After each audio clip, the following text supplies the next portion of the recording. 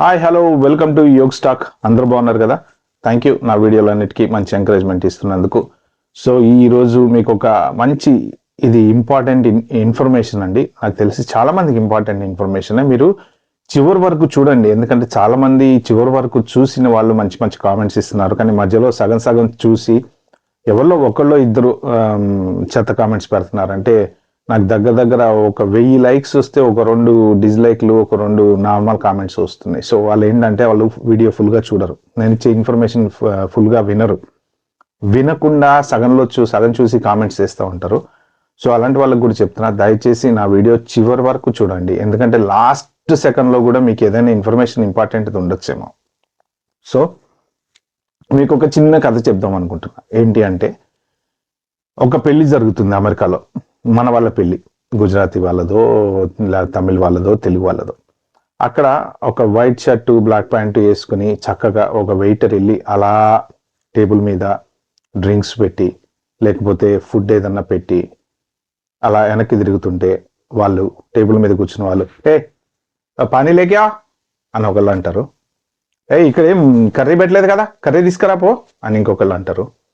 So ఇలా ఆ way of మాట్లాడే విధానము ఎలా ఉంటుంది చాలా. ఎందుకంటే అక్కడ పెళ్లి జరిగేది మన వాళ్ళది, వెయిటర్ మనవాడు.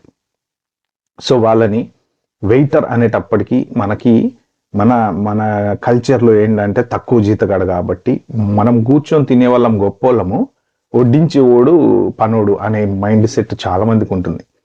ఆ దేశం వెళ్ళినా కూడా చాలా మందికి మైండ్ సెట్ మారలేదు. సో అదే ఫ్యామిలీ ఒక ఇంగ్లీష్ రెస్టారెంట్ అమెరికాలో వెళ్ళి కూర్చుని తింటుంటే, excuse me, can I get some water please టోక యాడ్ చేస్తారు. ఆ వెయిటర్ వాటర్ తీసుకొచ్చి అక్కడ పెట్టిన తర్వాత థ్యాంక్ యూ అంటారు. అంటే మీరు చూడండి కల్చరల్ డిఫరెన్స్ ఎలా ఉంటుందో. అంటే మనోళ్ళని చీప్గా చూస్తున్నారు అన్నమాట. సో ఇది ఎందుకు చెప్పాను అంటే దీనికి ఒక రీజన్ ఉంది. మీరు వీడియో మొత్తం చూడండి, దీనికి ఎందుకు ఈ స్టోరీ నేను కథ చెప్పాను అనేది మీకు చివరిలో అర్థమవుతుంది. యాక్చువల్గా ఎవరైతే వైట్ షర్ట్ వేసుకుని బ్లాక్ ప్యాంట్ వేసుకుని టేబుల్ మీద డ్రింక్ పెట్టడానికో ఫుడ్ పెట్టడానికో వచ్చినాడు ఎవరో తెలుసా అండి? స్టూడెంట్. ఆ స్టూడెంట్ లేదా H1 మీద వెళ్ళి ఉద్యోగం రాక పేరోల్ నడిపించుకుంటా ఒక్కొక్కసారి మనల్ని మనం గడుపుకోవడం కోసం వెళ్ళినటువంటి ఒక పర్సన్, ఎవరైనా అవ్వచ్చు అది. సో అతను చేసే వర్క్ని మనం రెస్పెక్ట్ చేయాలి. సో ఎందుకంటే ఇక్కడ ఈ స్టోరీ ఎందుకు చెప్పానంటే, ఆ స్టూడెంట్ ఇంట్లో ఉన్నప్పుడు, ఇండియాలో ఉన్నప్పుడు, అందరు కాదు దాదాపుగా ఇండియాలో ఉన్నప్పుడు ఇటు పుల్లదీసి అటు పెట్టరు. తింటే డైనింగ్ టేబుల్ నుంచి ప్లేట్ తీసుకెళ్లి సింక్లో వేయరు చాలా మంది. సో అంటే ఏంటంటే మనకి ఇండియాలో పని వాళ్ళు ఉంటారు, పని చేసే వాళ్ళు ఉంటారు, చీప్ లేబర్ ఉంటారు. 5000 ఇస్తే నెలంతా పని చేస్తారు పని మనుషులు. అమెరికాలో చేయరండి. సో ఇదే ఇంట్లో మన పని మనిషి చేసే పని మనం అమెరికా వెళ్ళి డిగ్నిఫైడ్గా వైట్ షర్ట్ వేసుకొని బ్లాక్ ప్యాంట్ వేసుకొని షూస్ వేసుకొని చేస్తున్నాం. ఎందుకంటే అక్కడ డాలర్ వాల్యూ ఎక్కువ కాబట్టి, మనకు అవసరం కాబట్టి. సో అలా కష్టపడే వాళ్ళని ఇన్సల్టింగ్గా చూస్తూ ఉంటారు కొంతమంది. ఇంకా వితౌట్ వేస్టింగ్ టైం నేను ఏదో కొంచెం జస్ట్ మీకు చెప్పడానికి చెప్పాను, బట్ రీజన్ ఉంటుంది. ఇది వేస్ట్ స్టోరీ అనుకోమాకండి. స్టోరీకి మన కథకి లింక్ ఉంటుంది.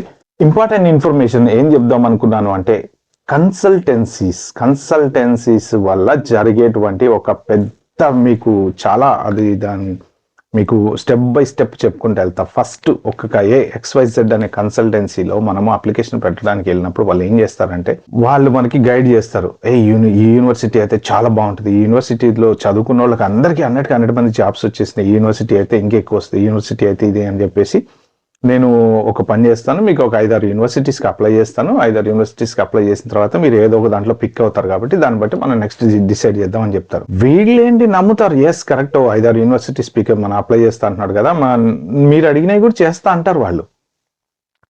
వాడు ఏం చేస్తాడు, ఒకటే యూనివర్సిటీకి అప్లై చేస్తాడు, 5-6 చేయడు. మీకు తెలియదు కదా ఆ విషయము. అప్పుడు మీకు తర్వాత ఫోన్ చేసేసి ఏం చెప్తాడంటే, మనకు ఇది రాలేదంటే మిగిలిన 4 యూనివర్సిటీకి చాలా కాంపిటీషన్ ఎక్కువ ఉంది, మీకు ఇది ఒక్కటే వచ్చింది, సో మీరు దీంట్లోనే జాయిన్ అవ్వాలండి అని. మనం ఏమనుకుంటాము, అరే మనకి ఇక్కడ యూనివర్సిటీలో సీట్ రావడమే ఎక్కువ, యూనివర్సిటీలో సీట్ వచ్చేసింది, చెప్పండి ఎప్పుడు డబ్బులు కట్టాలి, ఎప్పుడు ఫ్లైట్ ఎక్కాలి అని కూడా పడతా ఉంటారు అనమాట. సో ఇక్కడ వాడు అప్లై చేసింది ఒకటే యూనివర్సిటీ కదా, అది కూడా ఆ యూనివర్సిటీకి ఎందుకు అప్లై చేశాడు అంటే ఈ కన్సల్టెన్సీస్కి కమిషన్స్ బాగా వస్తాయండి. కమిషన్స్ చాలా ఎక్కువ వస్తాయి. మీకు యూనివర్సిటీస్లో 2 రకాల యూనివర్సిటీస్ ఉంటాయి. State university, private university. State యూనివర్సిటీలో ఫీజు తక్కువ ఉంటుంది కానీ కన్సల్టెన్సీలో అప్లై చేయరు, ఎందుకంటే వాళ్ళు అంతంత కమిషన్లు ఇవ్వరు. ప్రైవేట్ యూనివర్సిటీస్తో వీళ్ళకి లింకులు ఉంటాయి. అగైన్ ఇవన్నీ చేసేది కూడా మన తెలుగు వాళ్ళే. అమెరికాలో ఎప్పుడు వెళ్ళి సెటిల్ అయినటువంటి వాళ్ళు ఇవాళ రోజున పెద్ద పెద్ద కన్సల్టెంట్గా, అమెరికాలో కన్సల్టెంట్గా మారి, ఏజెంట్లుగా మారి, అటు కాలేజీకి ఇటు ఇండియాలో వాళ్ళకి వీళ్ళందరికీ ఒక పెద్ద లింక్ని ఎస్టాబ్లిష్ చేస్తారనమాట వీళ్ళు. సో వాళ్ళు బాగా ఇప్పుడు దీని మీద ఒక్కొక్కసారి ఒక 20 to 25 lakhs ఒక పర్సన్ మీద కూడా ఈ కన్సల్టెన్సీ వాళ్ళకి వచ్చే ఛాన్సెస్ ఉంటాయి. సో వీళ్ళు ఏంటంటే స్టూడెంట్ వీక్ పాయింట్. మీరు అబ్రాడ్ వెళ్ళాలి, అమెరికా వెళ్ళాలి అంటే GRE టోఫెలో లేకపోతే ఇంకో ఏదో రాయాలి. నాకు ఇంగ్లీష్ రాదు. డోంట్ వరీ బ్రదర్, అదంతా మనతోనే అయిపోతుంది. ఇండియాలో మీకు తెలుసు కదండి, డబ్బులు ఇస్తే ఏదైనా చేస్తారు. ఫారెన్లో నడవవు. డ్రైవింగ్ థియరీ ఎగ్జామ్ రాయాలంటే ఇక్కడ చచ్చినట్టు మేమే వెళ్ళి కూర్చొని రాయాలి. ఎవరికో డబ్బులు ఇస్తే కుదరదండి. అదే ఇండియాలో మన డ్రైవింగ్ దాంట్లో మనం అక్కడ నిలబడితే వాడే రాసుకుంటాడు. ఆ ఎవడైతే డ్రైవింగ్ నేర్పించేవాడు ఉన్నాడో వాడు మొత్తం అంతా పెద్ద సిండికేట్ అది. కానీ ఇక్కడ కుదరదు. కాబట్టి ఏంటంటే చివరికి నాకు తెలుసండి, ఇది I have seen with my own eyes. నేను ఒక కన్సల్టెంట్తో మాట్లాడినప్పుడు వాళ్ళు చెప్పారు, వాళ్ళకి ఏ ఎగ్జామ్ కావాలంటే ఆ ఎగ్జామ్ టోఫెల్ మేమే రాయిచ్చేస్తాము, లేదు GRE కావాలంటే GRE మేమే రాయిచ్చేస్తాము. అంటే చివరికి ఏ స్టేజ్కి వెళ్ళిపోయిందంటే అమెరికాలో నీ ల్యాండ్ అయిన తర్వాత మీ GRE కరెక్ట్గా, మీ స్కోర్ కరెక్టా కాదని ఎలా తెలుస్తుందో తెలుసా మీకు? చాలా సింపుల్ ఎగ్జాంపుల్ చెప్తా. ఒక స్టూడెంట్ GRE దొంగతనంగా రాయించి అమెరికా వెళ్ళిపోయిన తర్వాత, అమెరికాలో ల్యాండ్ అయిన తర్వాత వాడు క్వశ్చన్ అడుగుతాడు ఎయిర్పోర్ట్లో. వాళ్ళ లాంగ్వేజ్ కొంచెం, వాళ్ళ యాక్సెంట్ డిఫరెంట్గా ఉంటుంది కదా. వాళ్ళు మాట్లాడినప్పుడు వీడు ఎక్స్క్యూజ్ మీ అంటారు. వీళ్ళు ట్యూషన్కి వెళ్ళి ట్రైనింగ్ నేర్చుకుంటారు, ఏమేమి మాట్లాడాలి అక్కడికి వెళ్ళి, ఎక్స్క్యూజ్ మీ అని, ఇంకోటని. అక్కడ అర్థమైపోయింది కదా, వాడికి అర్థమైపోయింది నీ GRE స్కోర్ ఏంటి, నువ్వు మాట్లాడే ఇంగ్లీష్ ఏంటి. సో అక్కడ దొరికిపోతాం మనం. సో అలా వెళ్ళే స్టూడెంట్స్ కొంతమంది ఉన్నారు. కానీ కొంతమంది జెన్యున్గా MITలు, స్టాన్ఫర్డ్లు అట్లా వెళ్ళే వాళ్ళంతా వాళ్ళు ప్రాపర్గా వెళ్ళే వాళ్ళని, వాళ్ళ గురించి అసలు మనం మాట్లాడాల్సిన అవసరం లేదు. ఇక్కడ నేను మాట్లాడేది ఏంటంటే ఎవరెవరైతే కష్టాలు పడే వాళ్ళు ఉన్నారో వాళ్ళ గురించి చెప్తున్నా ఇదంతా. సో ఈ కన్సల్టెన్సీలు వీళ్ళని ఎట్లో గొట్లా చేసి అమెరికా వెళ్ళటం కోసం వాళ్ళకి నచ్చిన యూనివర్సిటీస్లోనే వీళ్ళకి సీట్లు ఇప్పించడము, దాని మీద కమిషన్ తీసుకోవటము.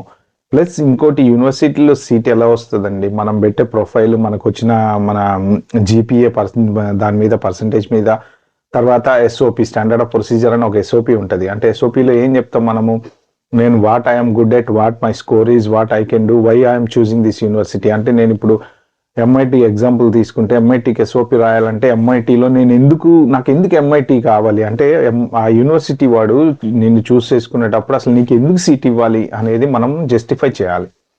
అలా చేయటం SOP అంటారు. ఆ SOP వీళ్ళు ఏంటంటే టెంప్లెట్, స్టాండర్డ్ కన్సల్టెన్సీల దగ్గర ఒక స్టాండర్డ్ టెంప్లెట్ ఉంటుంది.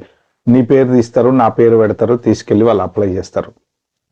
అక్కడి నుంచి ఎట్లో గొట్ల మనోడు తప్పిదారి అమెరికాలో పడతాడు. అమెరికాలో పడ్డ తర్వాత అక్కడికి వెళ్ళంగానే అక్కడ కూడా ఉన్నారండి మన తెలుగు వాళ్ళే ఏజెంట్లు. అక్కడేంటి వీళ్ళు పనులు చేయించుకోవటాలు, ఆ పనులు చేయించుకోవటాలు, ఆ చదివినంత కాలము కొంతమంది అయితే పాస్పోర్ట్లు దగ్గర పెట్టుకొని పని చేయించుకోవటాలు. సో అలా వీళ్ళని ఎలా వాడుకోవాలో మ్యాక్సిమం అలా వాడుకుంటారు. చివరికి OPT వచ్చిన తర్వాత కూడా వీళ్ళకి జాబులు ఇప్పించే దగ్గర సిచ్యువేషన్లో కూడా, నీకు ఆ కంపెనీలో జాబ్ రాలే, ఈ కంపెనీలో జాబ్ రాలే, సో నువ్వు కొన్ని రోజులు ఖాళీగా ఉండకుండా మా దగ్గర ఏదైనా పని చేసుకో, ఆ పని చేసుకో, ఈ పని చేసుకో అని వాళ్ళతో కుక్క చాకరీ చేపిస్తూ ఉంటారు. ఇది ఒక పెద్ద సిండికేట్ లాగా అయిపోయింది. ఇలాంటి వాళ్ళు చాలా మంది ఉన్నారు. సో అలాగా వెళ్ళిన దాంట్లోంచి నేను మొదట చెప్పిన స్టోరీలో కనెక్ట్ అయిన మన వెయిటర్ సారు, ఈ స్టూడెంట్ సారు సేమ్ అండి. చేయాల్సి వస్తుంది, ఒక్కొక్కసారి చేయాల్సి వస్తుంది. ఇలాంటి సిచ్యువేషన్లో ఆడపిల్లలు ఉంటే ఇంకా ఎంత దారుణంగా ఉంటుందో మీరు ఒకసారి ఆలోచించుకోండి. రేపు పొద్దున మన లైఫ్ ఏమైతుంది అమెరికాలో, మనం ఇక్కడే ఉండాలి, ఇదే బతుకు, ఇక్కడ అమెరికాలోనే కొట్టుకోవాలి, అమెరికాలోనే చావాలి అన్నట్టు బతుకుతారు. సో వెనక్కి వెళ్ళలేరు, ఎందుకంటే వాళ్ళు ఉన్న పరిస్థితులు అలా ఉన్నాయి. అలాంటి వాళ్ళు చాలా మంది ఉన్నారు. సో మెయిన్ ఏంటంటే నేను చెప్పిన స్టోరీలో వెయిటర్కి లాస్ట్లో కష్టాలు పడేవాడికి ఇప్పుడు ప్రజెంట్ జరుగుతున్న సిచ్యువేషన్కి పెద్ద లింక్ ఉందండి.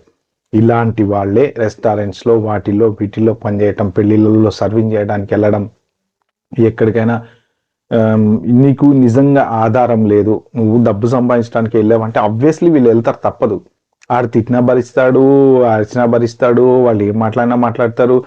కొంతమంది అయితే చివరికి ఇళ్లల్లో అంట్లు దోమించుకునే స్టేజ్లో ఉన్నారు. ఇళ్లలో అంట్లు దోమించుకుంటారు, ఇంటి ముందు గడ్డి కట్ చేయించుకుంటారు, చలికాలం వస్తే ఐస్ ఎత్తించుకుంటారు. ఇవన్నీ చాలా కథలు ఉన్నాయండి, చాలా మందికి తెలియదు. ఏంటంటే చెప్పితే రియాలిటీని ఎక్స్పోజ్ చేసినప్పుడు ఏమవుతుందంటే ఇంకా అడ్డదిడ్డంగా కామెంట్లు మొదలు పెడతారు, నువ్వు చూసావా, నీకు తెలుసా అని. చూసాం, తెలుసు కాబట్టి చెప్తాం, తెలియకుండా చూడకుండా ఏం చెప్పం కదా. సో కానీ ఎవరిని మనము ఫలానా వాళ్ళు అని చెప్పి వేలు పెట్టి చూపించలేమండి. సో ఈ నిజంగా H1B మీద వెళ్ళి బాగా జీతంతో డబ్బులు సంపాదించిన వాళ్ళకన్నా సైడ్ ట్రాక్ అయ్యి డబ్బులు సంపాదించిన వాళ్ళు మన దగ్గర ఎక్కువ. సో ఈ వీడియోలో నేను ఇద్దామనుకునే అడ్వైస్ మీకేంటంటే, దయచేసి మీరు కన్సల్టెన్సీల జోలికి పోకండి. దొంగతనంగా హెచ్ఆర్ఏ మన GRE కానీ టోఫెల్ కానీ రాయించుకోకండి. మీకు టాలెంట్ ఉండి ఇంగ్లీష్ నేర్చుకోండి, చక్కగా ఇంగ్లీష్ కోచింగ్ సెంటర్లు ఉన్నాయి, కొన్ని రోజులు ఇంగ్లీష్ నేర్చుకోండి, మీ ఓన్గా మీరు రాయండి. మీ అందరికి ఒక్కటే చెప్తా, మనం ఓన్గా మనం ఏదన్నా చేయగలిగితే మనకుండే ధైర్యం వేరే ఉంటుంది, నెక్స్ట్ లెవెల్లో ఉంటుంది. అదే ఒకటి మీద డిపెండ్ అయితే ఎప్పుడు భయం కొట్టుకలాడుతూ ఉంటుంది. ఎయిర్పోర్ట్లో దిగి బయటకు వెళ్ళి మనం యూనివర్సిటీలో జాయిన్ అయ్యి మనం చదువు స్టార్ట్ చేసే లోపు 100 రకాలుగా మన మైండ్ ఆలోచిస్తుంటుంది, మన హార్ట్ కొట్టుకుంటా ఉంటుంది. అమ్మో తప్పు చేస్తున్నాం కదా, ఏమైతే దొరికిపోతామా. సగం ఈ దాంట్లోనే మనం దొరికిపోతాం. అదే జెన్యున్గా మీరు SOP ఓన్గా రాసుకొని మీరు చక్కగా యూనివర్సిటీకి మీరే ఓన్గా అప్లై చేసుకొని మీరే ఓన్గా మన ఫ్లైట్ టికెట్ బుక్ చేసుకుని ఓన్గా ఇంటర్వ్యూ అటెండ్ అయ్యి తర్వాత SOP నుంచి ఇక్కడ వరకు చివరి వరకు అంత పర్ఫెక్ట్గా చేసుకుని మీరు ఓన్గా ఎయిర్పోర్ట్లో ల్యాండ్ అయితే మీరు కాళ్ళ ఎగరేసుకున్నాడు అడిగే క్వశ్చన్ టక్కని సమాధానం చెప్తారు. ఎందుకంటే మీరు కాన్ఫిడెంట్గా మీ పని మీరు చేసుకున్నారు కాబట్టి మీకు తెలుసు. ఎప్పుడైతే మీరు ఇలాంటి కన్సల్టెన్సీల మీద ఈ ఏజెంట్ల మీద వీళ్ళ మీద డిపెండ్ అవుతారో అప్పుడు మీరు చాలా లోలో ఉన్నట్టు, అంటే ఎదుటివాడు కరెక్ట్గా అడిగే క్వశ్చన్కి మీరు సమాధానం చెప్పలేని పరిస్థితుల్లో ఉన్నట్టు. కాబట్టి అబ్రాడ్ వెళ్ళాలనుకునే స్టూడెంట్స్కి మాత్రం నేను చెప్తున్నా, దయచేసి కన్సల్టెంట్స్ జోలికి వెళ్ళకండి. మీరు సింపుల్గా మీరు అన్ని ప్రయత్నాలు చేసుకోండి. వాళ్ళ రోజున యూట్యూబ్ ఓపెన్ చేస్తే బోలెడు వీడియోలు దొరుకుతాయి, నాలంటోడు బోలెడు సజెషన్స్ ఇస్తాడు. గూగుల్లోకి వెళ్ళొచ్చు, ChatGPTలోకి వెళ్ళొచ్చు, ఇంకోటి వెళ్ళొచ్చు. SOP ఎలా తయారు చేయొచ్చు చాలా మంది చెప్పారు. SOP టెంప్లెట్స్ బోలెడు ఉన్నాయండి. ప్రతి యూనివర్సిటీ కూడా మీకు ఓన్లీ SOP బేస్డ్ కానీ మీ GPA బేస్డ్ కానీ సీట్ ఇస్తుంది తప్ప ఈ కన్సల్టెంట్ గాడు ఫోన్ చేసి అనా మావాడికో సీట్ ఇచ్చానా అంటే ఇవ్వరండి.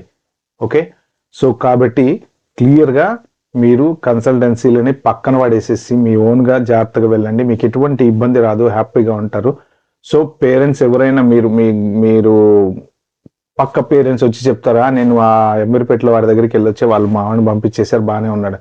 ఏదైనా ఎప్పుడైనా ఒక సమస్య వచ్చినప్పుడు మనకి కరెక్ట్ విషయం అనేది తెలుస్తుంది. కాబట్టి ఏంటంటే మీరు మీ పిల్లలతో కూర్చుని డిసైడ్ చేయండి, లేకపోతే డిస్కస్ చేయండి, లేకపోతే వాళ్ళు ఓన్గా ఎలా వెళ్ళాలి, లేకపోతే ఎవరన్నా మీ ఫ్రెండ్స్ పిల్లలు వెళ్ళి సెటిల్ అయిన వాళ్ళు ఉంటే వాళ్ళ దగ్గర సలహాలు తీసుకోండి. ఓకే, సో ఇది నేను వాళ్ళు చెప్దాం అనుకునేది ఏంటంటే, కన్సల్టెన్స్ రూపంలో వెళ్ళి మన వాళ్ళు అక్కడ ఎన్ని బాధలు పడుతున్నారో అంటే ఇంకా డీటెయిల్గా చెప్పుకుంటే చాలా ఉంటుంది, కానీ నేను కొన్ని చెప్పలేను. సో ఒకవేళ ఈ వీడియో కనుక మీకు నచ్చినట్టయితే మాత్రం ప్లీజ్ అండి లైక్ చేయండి, నాకు థమ్స్ అప్ ఇవ్వండి. అలాగే మీకు ఏమన్నా కామెంట్స్ ఉంటే మాత్రం కామెంట్స్ రూపంలో మెన్షన్ చేయండి. బట్ ఇలాంటిది ఏం లేదు అలాంటిది ఏం లేదు అని మాత్రం కొట్టిపారేయకండి. ఇదైతే నేను చెప్పింది అయితే వాస్తవం. Okay, thank you.